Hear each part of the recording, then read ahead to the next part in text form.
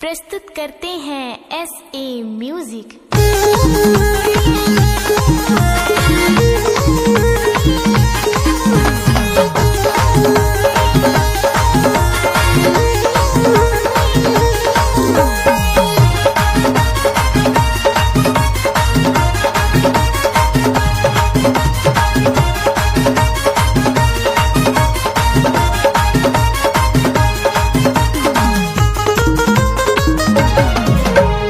MP के मैं दीवाना गावत रहथो गाना संगी में होके मगन।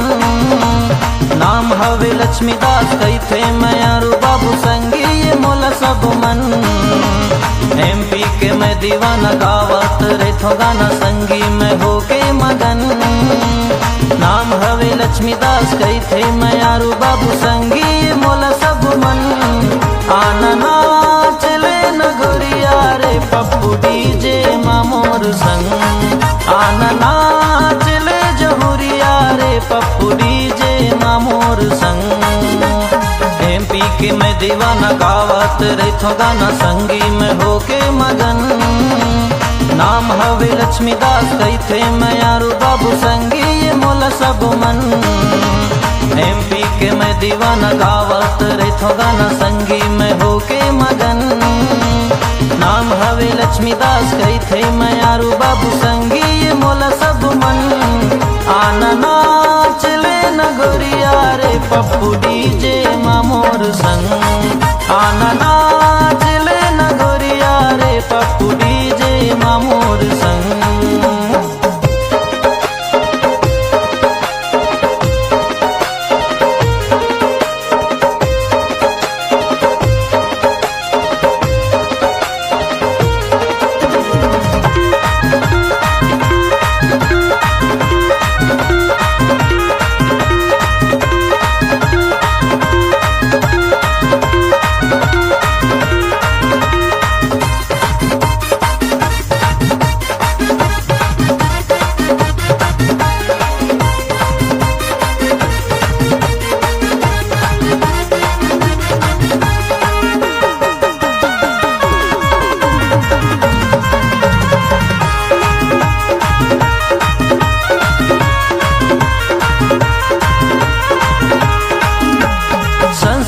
ढाबा में खाना खवाऊं, मामा के ठेला में नाश्ता कराऊं। ज्योति कलेक्शन में तोर भर रानी, आनी बानी के मैं कपड़ा बिसाऊं।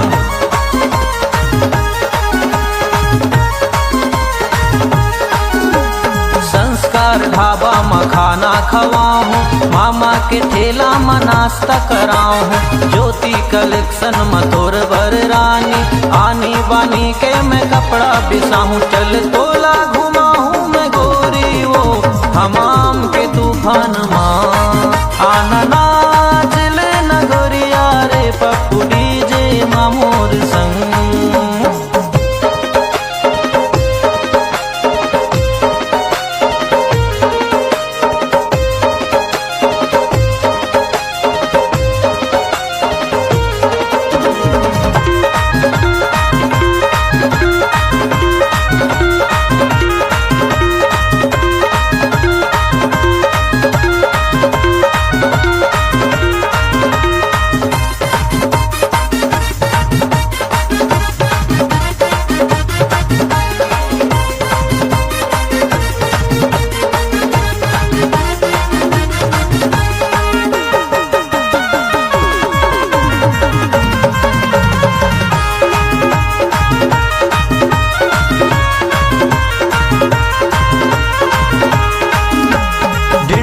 मंडला बाला घाट घुमाऊं, छिंदवाड़ा सिवनी जबलपुर ले जाऊं। कटनी उमरिया सीधी सिंगरौली घुमा के, शहडोल अनूपपुर तोला लेके जाऊं।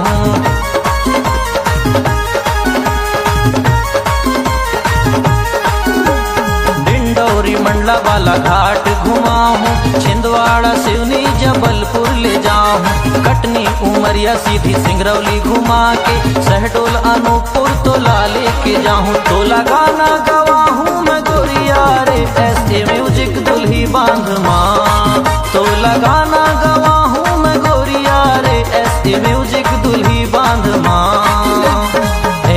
के मैं दीवाना गावत रहथो गाना संगी में होके मगन। नाम हवे लक्ष्मीदास कहथे मैं यारू बाबू संगी ये मोला सब मन। एमपी के मैं दीवाना